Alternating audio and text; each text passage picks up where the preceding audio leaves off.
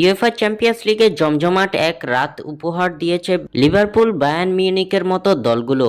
গত রাতে নিজেদের ম্যাচে মাঠে নেমেছে অ্যাটলেটিকো মাদ্রিদ, ইংলিশ দুই জায়ান্ট লিভারপুল ও চেলসি ও German giant Bayern Munich. Liverpool, Chelsea ও বায়ার্ন প্রত্যাশিত ফল পেলেও আবারও হোঁচট খেয়েছে হুলিয়ান আলভারেজের অ্যাটলেটিকো মাদ্রিদ। ইউএফা চ্যাম্পিয়ন্স লিগে গত রাতে প্রথম ম্যাচে গ্যালাতাসারাইয়ের মুখোমুখি হয়েছে অ্যাটলেটিকো মাদ্রিদ। বল দখল থেকে আক্রমণে এগিয়ে থাকলেও এদিন আবারও হোঁচট খেতে হয়েছে ডিয়েগো সিমিওনের দলকে। শুরুতে আর্জেন্টাইন তারকা জুলিয়ানো সিমিওনের গোলে এগিয়ে থাকলেও শেষ পর্যন্ত আত্মঘাতী গোলে কপাল পুড়েছে অ্যাটলেটিকোর। 1-1 গোলে ড্র করে পয়েন্ট হারিয়েছে তারা। অন্যদিকে ইংলিশ প্রিমিয়ার লিগের সময়টা ভালো না গেলেও চ্যাম্পিয়ন্স লিগের ঝলক দেখিয়েছে লিভারপুল। অলিম্পিক মার্সেইয়ের বিপক্ষে এদিন 3-0 গোলের জয় পেয়েছে আর্নে স্লটের দল। ফরাসি ক্লাবটির বিপক্ষে বল দখলে পিছিয়ে থাকলেও সোবোজালাই ও কোডি গাকপোর জাদুঘরি গোলে দুর্দান্ত জয় তুলে নেয় লিভারপুল। দুর্দান্ত এই জয়ে শেষ 8